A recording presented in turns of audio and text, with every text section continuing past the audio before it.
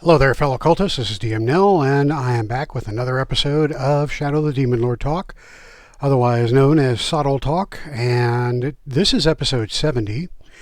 And with this episode, I am going to be talking about the City of Wonder. That is the city called Lij, L-I-J, and it's one of the cities of the Confederacy of Nine Cities.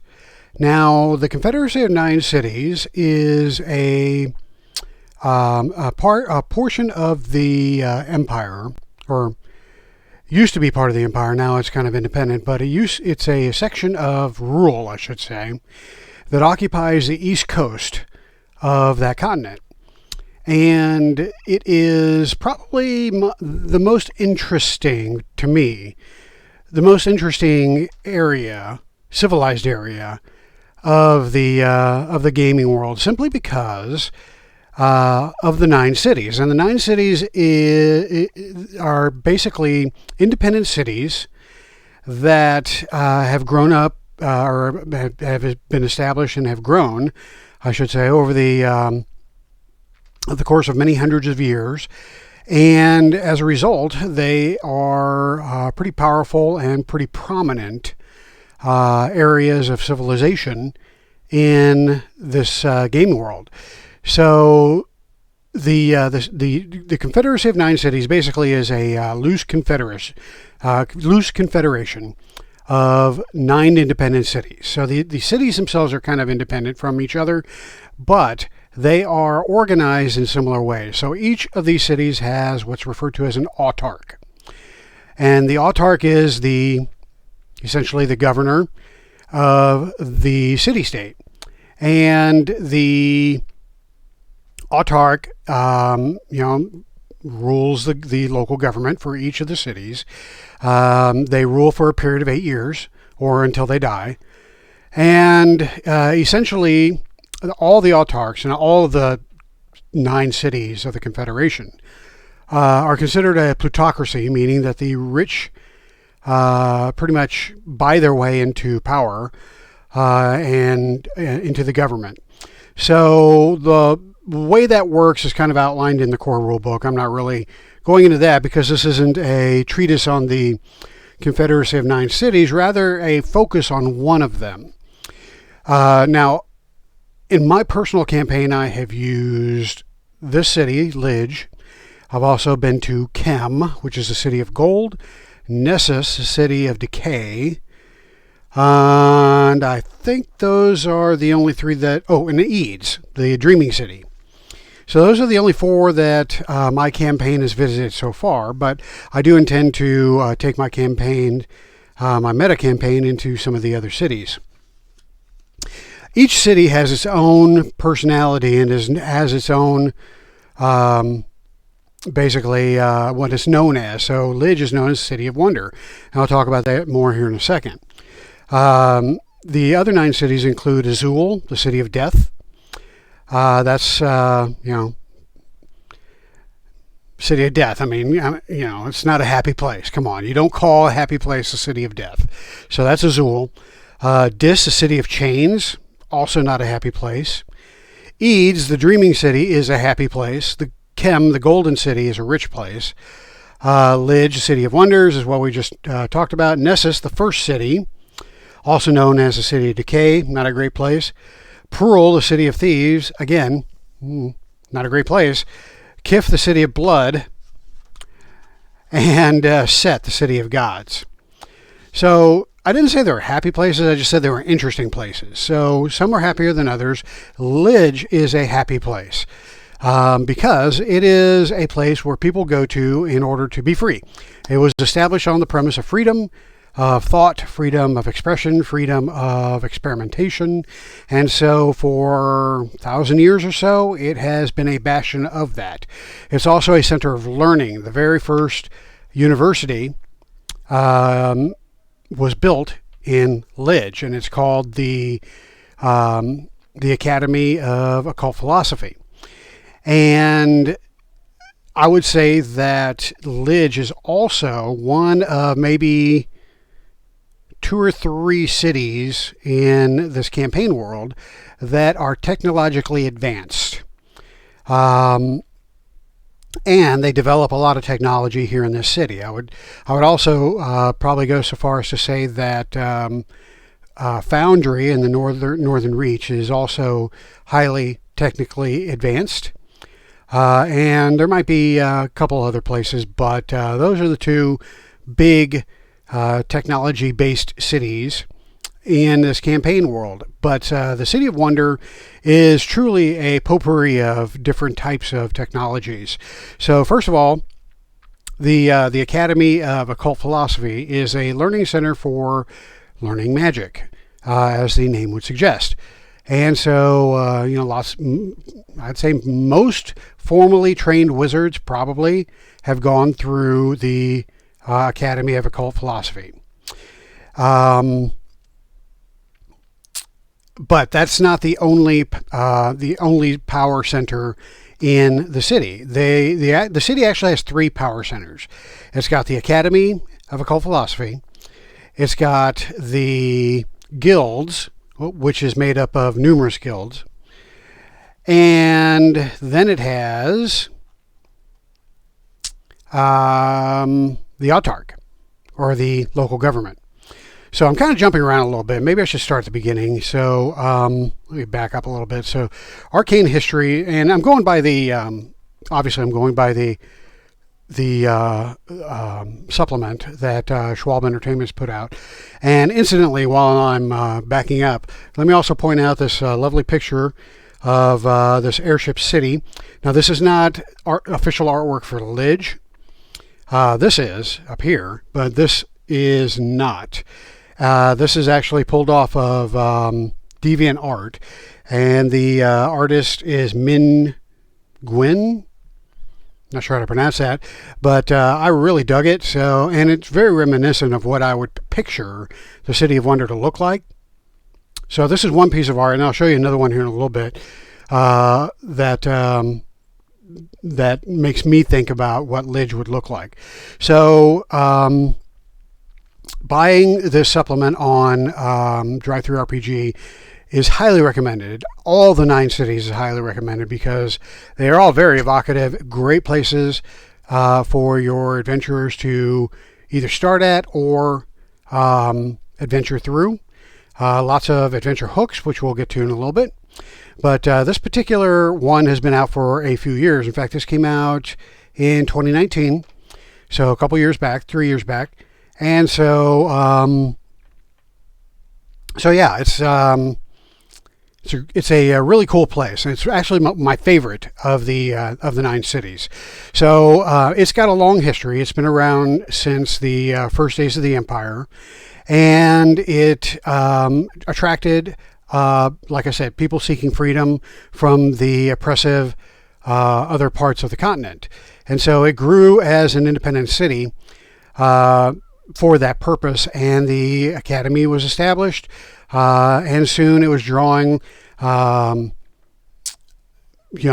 people who wanted to learn all sorts of different trades, and the guilds were formed here, which we'll get into here in a bit. But at any rate, it took many years for it to grow up, but it eventually became established as a high technology center, and but it did have some problems. So in the 3rd century, the city was hit badly by the Shuddering Pox, which pretty much swept across the continent and wiped out a lot of the population of the world.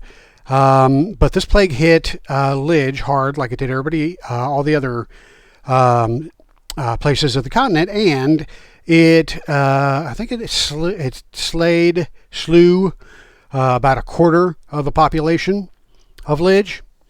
So it hit pretty bad, but Lidge bounced back, and one of the reasons it bounced back is because of one man in particular, a tinkerer by the name of Arnos the Tinker. He was a member of the city's Guild of Engineers, and his family was wiped out by the Shuddering Pox. So he driven by grief, of course, was kind of a genius, and he decided he was going to build artificial bodies, and he was going to summon his dead family back into these bodies and basically resurrect them from the dead. So he devised the first clockworks, but unfortunately was not perfected, and they all went, insane. So that was sad, but he did lay the groundwork for the first clockworks, and of course, that technology was backwards engineered by the guilds, and the clockworks that we know today were born from those first that Arnos the Tinker created. So basically, after the perfection of the clockworks, Liz just went crazy in building clockworks and essentially started rebuilding their population, but not from a biological standpoint, but from a technological standpoint or technomagical standpoint, with the creation of clockworks, golems, and other constructs, Prometheans, things like that. So all of those things were developed in Lidge and perfected in Lidge. So that's pretty much how it kind of rebounded. And of course, there was some biological rebound as well once the population once the pox had been obliterated. But that's essentially how clockworks came into being. They were born out of the Shuddering Pox, and they grew to what they are today from the guilds in Lidge. So as Lidge grew, it didn't expand outward like most cities do. Instead, because of the advances in engineering, they grew upwards. So it is more of a towering city than it is a sprawling city. And the higher you go, the richer you are in the city. Basically, the slums are on the lowest level, and as you grow up, so does your standing and your wealth in the city. So that is the way that the city is structured, and we'll talk a little bit about that more here shortly. So I already mentioned how the city is organized from a government standpoint. It has an autarch, and the current autarch is her name is Tekka, and she's kind of a rebel because the city has been, because it's so free, it's a little bit too free, and it has a problem with the guilds and the academy going a little overboard on some of their experiments, which can result in explosions, monsters breaking free, poisonous or noxious substances and gases leaking out. And so these are problems that kind of plague the city. And Tekka, when she took power as autarch, she decided she's going to kind of rein in some of that, those excesses, and try to make the city a little bit more livable. Well, that garnered her a lot of opposition and made a lot of enemies. And so she has, to date, I think it mentions in the text here that she's survived 8 or 9, more than half a dozen assassination attempts. So she's not a popular person among the elite, but the people like her because she's got a plan to make the city more livable. But at any rate, that is, and I'm not sure that this is Tekka or if this is one of the guilds or one of the mages from the academy, but it's a cool picture. So anyway, Tekka is the autarch, and then you have the guilds. So the guilds are made up of 5 guilds, also known as the Pentad. They include the Guild of the Alchemists, the Artificers, the Engineers, and the Theorists, or Theurges, I should say. And then lastly, you got the Guild of Morticians and Necromancers, which is also known, well, all of them are known as the Pentad or the 5. So these guilds hold an enormous amount of power, as does the Academy. Now, the Academy is a renowned school of magic, basically. It says here that it's neutral, having no official political power. Practically, however, the Academy is in the thick of every relationship and connection held by the magogs of the great guilds and wields considerable influence. The Magisters, great arcane masters of the Academy, are political creatures who love to insert themselves into any debate. So, yeah, lots of politics here, lots of power groups that you can play with. I really haven't gone into this. I'll kind of talk about a little bit of how I handled Lidge in my campaign, because I added kind of I approached it from a different perspective and focused on the clockworks and how they're treated here. But we'll get to that before the video's over. So the rest of this kind of talks about, well, there's a section on the autarch, and then it talks about the various people that populate the city, mostly human, of course. About half of the population are constructs, whether they are clockworks or golems or Prometheans, but about half the population are built rather than born. There's not a whole lot of dwarves here. Most of the dwarves that do come to Lidge are because they are affiliated with the guilds, mostly the Artificer Guild or the Engineering Guild. Let's see, goblins. You'll find goblins here, but they don't love the place. See, you can probably find changelings here. Orcs don't. Excuse me. I just ate dinner, sorry. You're not going to find a whole lot of orcs in Lidge, simply because the relationship that Lidge has with the Empire has not been good historically. So yeah, you're gonna find mostly human population here, with a spattering of some of the other ancestries. So there's also this group called Falconers and Familiars. Familiar is a term for a trusted family servant and comes from the same root word as family, rather than the strange animals and the occult homunculi employed by wizards as their eyes and ears. These familiars are in the employ of a household. So if you have a familiar in your household, it's basically a servant. Falconers are the majordomos and castellans. I clearly don't know how to say that word. Castellans of the City of Wonder, the middle managers who find ways to keep everything running. The pedigree of the name is unclear, but it seems to derive from servants responsible for managing the household guard in the early days of Lidge. Nowadays, falconers direct an entire household or the holdings of a whole family or estate. So, a little bit of how the day-to-day people are categorized here. It talks a little bit about faith and freedom, faith and freedom, freedom and faith. You can pretty much worship whatever you want here.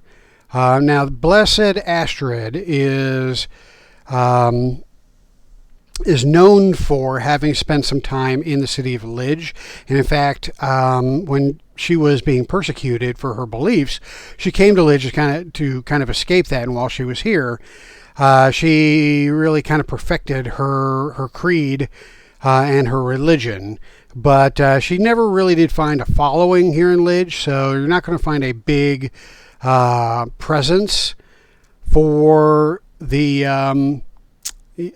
Church of the New God, but there is a big cathedral called the Grand Cathedral of the New God, which is they're always impressive cathedrals for money, and they got a lot of people. So from that perspective, it is popular, but Lidge is by no means a bastion of new God worship. But the Grand Cathedral is one of the sites to behold. There's also the Grand Orrery, also known as the Grand Orrery of the Seekers of the Wandering Star.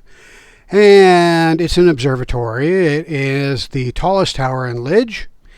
And again, pretty cool place. You also got the Spire of Mystery. This tower is the oldest known temple to the Maiden of the Moon, which I guess would be this thing right here. All right, so those are some of the better known places in Lidge. And so the way that the city structure, as I mentioned earlier, is it's built from I cannot talk today. Sorry, my apologies. It is built from the ground up and not out. So the towers are structured and named as follows. The top part of the city is called the Heights. And again, this is where the rich basically live. The rich and powerful live in the Heights. And they rarely actually go down, or they rarely even need to go down to the lowest levels of the city, simply because there are bridges and walkways that connect the various towers in the Heights, and those are known as the Sway. So the Sway basically connects all these towers, enabling the upper crust to stay up there and not mingle with the lowly people. So the lower section, or the midsection, is basically called the belly. This level of the city is just above the streets, and sometimes it's also called the gut. This is where the kitchens are found. There are belching furnaces, cook fires, restaurants, cafes, that sort of thing you're going to find in the belly. Probably different shops, things like that. Although you're going to find the higher end shops up in the Heights, and quite a few probably along the Sway, because you can't have walkways without having some shops and kiosks set up, right? So the belly is the midsection, and then the bottom is known as the gears, also known as down in the smoke. As the locals call it, the gears are the ground and street level of the city. The roots of the great structures and the literal gears that keep it functioning. So, I kind of envision the gears section to be like a scene out of the wow. My brain is just not working tonight, folks. Apologies. So, out of that Harrison Ford movie, Blade Runner, thank you. A scene out of Blade Runner. So it's dirty, it's dank. There's a perpetual chemical fog down there. Sometimes a chemical rain is falling. It's just really, people are carrying umbrellas. It's lit up by artificial light. Noisy, smelly. So that, that's how I envision that section of the city. So that's pretty much how the city is structured. And again, this is just ripe for adventuring. I mean, I could find interesting adventures in every section of the city if I wanted to spend time here.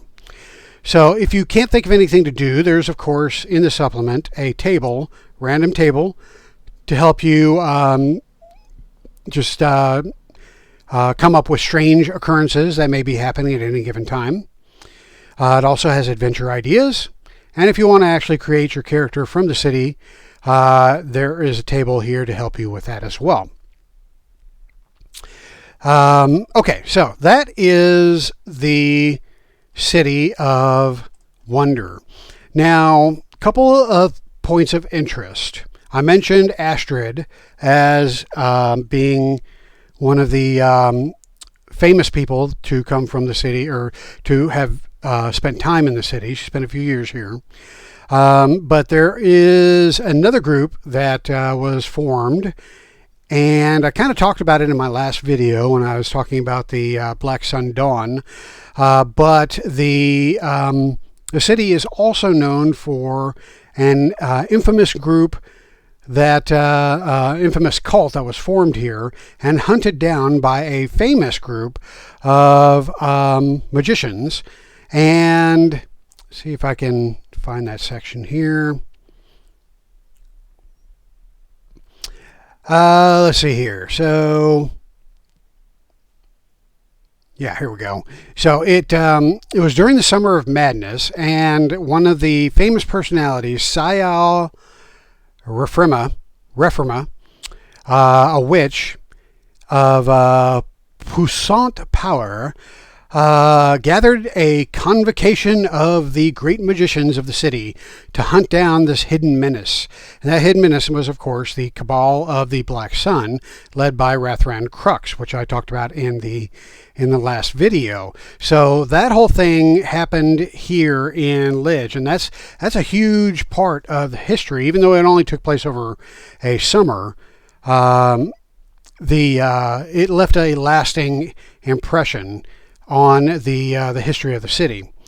So that's something that you could kind of tie into that cult, or you can just kind of mention it in your world building when you pass your party through the city. All right, so let me talk a little bit how I use Lidge. Now, I brought Lidge into my campaign, in my meta campaign, in my second campaign, which was my Mother of Monsters campaign. Actually my third campaign, but my second official campaign in the meta campaign. So the player characters came here because they had encountered a clockwork on the road, and the clockwork essentially hired them to safeguard it on its way back to its master in Lidge. So this kind of started what I built into the history of Lidge as a slavery environment for the clockworks. Now, it doesn't really say that in here. I kind of built this into my campaign because I thought it would be an interesting an interesting storyline to pursue at some point in my meta campaign.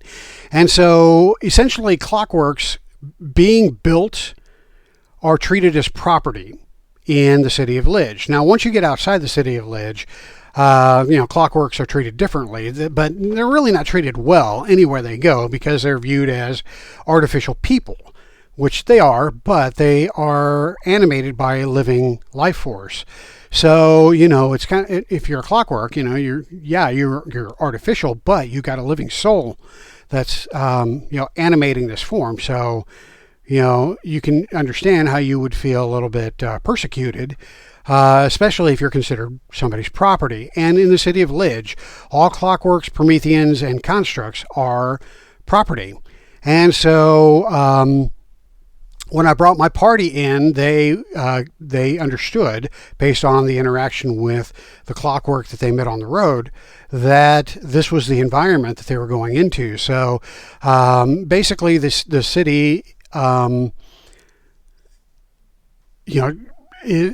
of the city is clockwork. So there's obviously going to be some friction between that half of the population and the other half of the population. But the clockworks are pretty much kept under control due to the limitations that they have, which are essentially you can turn them off. And so, that's a problem for them. And so they, obviously have had difficulties in acquiring their freedom. So as a result of that, and of course, as a result of the shadow of the Demon Lord hitting the world, a movement has grown in the belly of the city, in the gears of the city, I should say, not the belly. In the gears of the city, which is the lowest level, a person has, or a figure has risen to power. A mysterious figure that is known as the Emancipator. And the only thing known about him is that he is a clockwork. But he hides in the gears, and actually below the gears in the underside of the city, which I don't think I mentioned. but I think it does talk about the bowels of the city is the city, and the catacombs and the sewers beneath the city. Um, and it is said that um, the Emancipator, kind of lives between the bowels and the gears. And so when my adventurers went through the city, they were hired by the master of the clockwork that they had encountered to hunt down this failed experiment that he had discarded and kind of threw into the garbage chute. And everything in the garbage chutes go down to the gears and the bowels. But this failed experiment was not so failed. It actually was a precursor to a type of construct that is known as the Iron Titans. And so this construct was built to be a weapon. And it started just like killing people in the gears. It somehow reactivated and just started slaughtering people down there. So this artificer was afraid that once the city guard catches up with this thing, they're going to trace it back to him, and he would be getting in a lot of trouble. So he hired the PCs to go track down this construct and destroy it, disable it, and get rid of the proof that linked it back to him.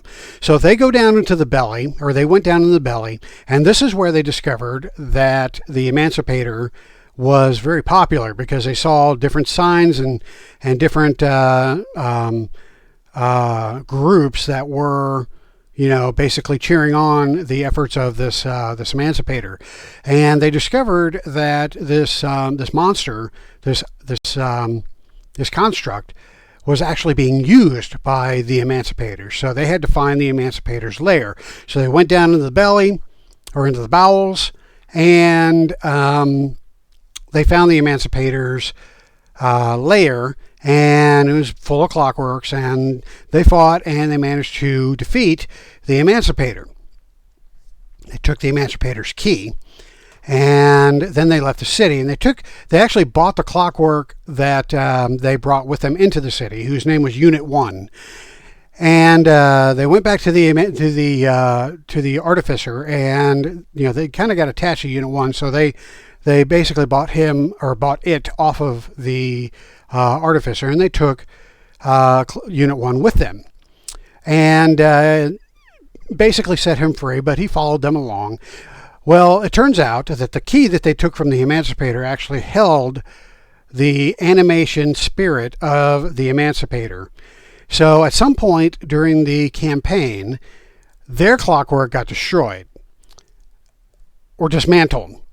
And so they took the clockwork, their clockwork Unit 1, to an artificer, not in Lidge, and paid for him to be restored. But Unit 1's key was missing, had gone missing. It was not found among its components. And so they had the Emancipator's key. They didn't know any better, so they gave it to the artificer to crank up the Unit 1 once he was rebuilt. Well, it turns out that the Emancipator hates biological people, and slaughtered the artificer that rebuilt Unit 1, and basically the animation spirit of the Emancipator took over Unit 1 and became the new Emancipator. And so the PCs had to go hunt it down because it started slaughtering things on its way back to Lidge. And they had to hunt it down, and they destroyed it, and they destroyed the key. Well, that ended the threat of the Emancipator at that time. But the problem is, he's not the only Emancipator. And so Emancipator is going to make another appearance in my meta campaign And essentially, he's going to be a driving force behind the revolution of clockworks and constructs. And that revolution is going to start in the city of Lidge in my campaign. And it's going to spread outward and going to be the basis for one of my campaign shadows, which is the rise of the machine. Rage Against the Machine, I think, is what my working title for that campaign is going to be. But anyway, that's how I use Lidge as a way to set up the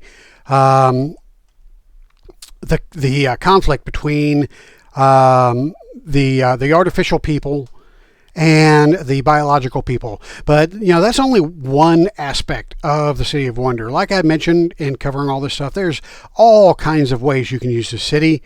And I, again, encourage you to go out and pick up this supplement, read through it, as well as all the other 9 cities of the Confederacy. The only harsh criticism that I have of this supplement is that there's no map of the city.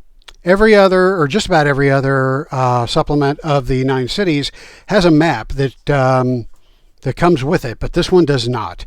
So I was sad to see that, but what you could do if you had a mind to borrow some ideas from other properties is you could very easily use the city of Sharn, which I have an illustration. I pulled an illustration of the city of Sharn from the internet.